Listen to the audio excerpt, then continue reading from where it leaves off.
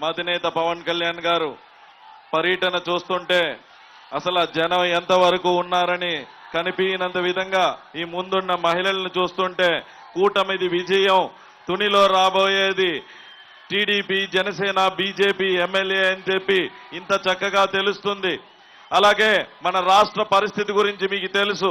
ఎన్ని లక్షల కోట్లు అప్పులు చేసి బీసీ కార్పొరేషన్ డబ్బుల్ని నిధుల్ని మళ్లించేసి బీసీకి అన్యాయం చేయడం వల్ల బీసీలకు వచ్చిన నష్టం 76,000 కోట్లు.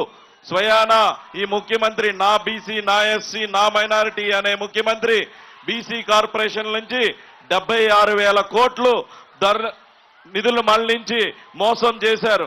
అలాగే ఈ బీసీల్ని స్థానిక నాయకత్వంలో రిజర్వేషన్ తగ్గించి 16,800 స్థానిక నాయకత్వాన్ని. దయచేసి అందరూ ఆడబిడ్డలు ఉన్నారు అక్కడ, దయచేసి ముందుకు రాకుండా ఉండండి. అందరూ వెనుకున్న వాళ్ళు దయచేసి ఒక్క అడుగు వెనక్కి వెళ్ళండి. దయచేసి మన తల్లులు ఉన్నారు, ఆడబిడ్డలు ఉన్నారు, అక్క చెల్లెలు ఉన్నారు. దయచేసి ఉన్న చోటనే మీరు కదలదు. దయచేసి ఉన్న చోటనే ఒక 2 అడుగులు, అక్కడున్న మగవారందరూ ఒక 2 అడుగులు వెనక్కి వెళ్ళండి. దయచేసి ఒక్క అడుగులు వెనక్కి వెళ్ళండి.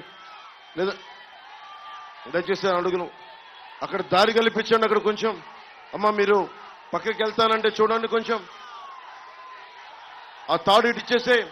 ఆడబిడ్డలకు ఫస్ట్ చుట్టూ వేయండి.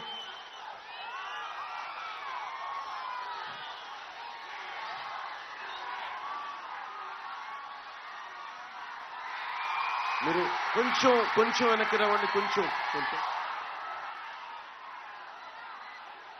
దయచేసి అక్కడ ఉన్న జన సైనికులు మొత్తం అందరూ కూడా మీరు అడ్డుతోయండి. మీరు అడ్డుతోయండి.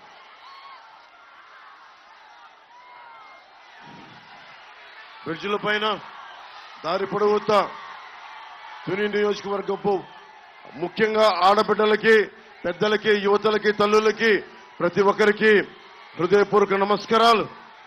ఇది చాలా కీలకమైన ఘట్టం మనకి ఈ ఎన్నికల్లో.